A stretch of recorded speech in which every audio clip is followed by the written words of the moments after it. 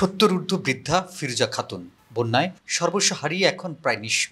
এখন রাস্তার পাশে অপেক্ষা ত্রাণের আশায়। শুধু ফিরোজা খাতুন নন, অসংখ্য মানুষের দিন কাটছে ত্রাণের আশায়। মিরসরাই, হাটাজারি, ফটিকছড়ির বিভিন্ন এলাকায় এলাকায় দেখা গেছে এমনই দৃশ্য।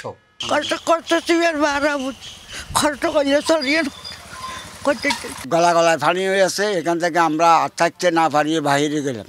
চট্টগ্রামের বিভিন্ন উপজেলায় বন্যার পানি নামতে শুরু করলেও এখনো বিপদ কমেনি। অনেকটা মানবত জীবন যাপন করছে বানবাসী এসব মানুষ। এখন অনাহারে দুপুর রান্না করি নাই, দিলে খাচ্ছে না দিলে খাচ্ছে না। কুড়ো মরে গেছে, গরু ছেড়ে দিয়েছে ওখানে, আমাদের কিচ্ছু নেই।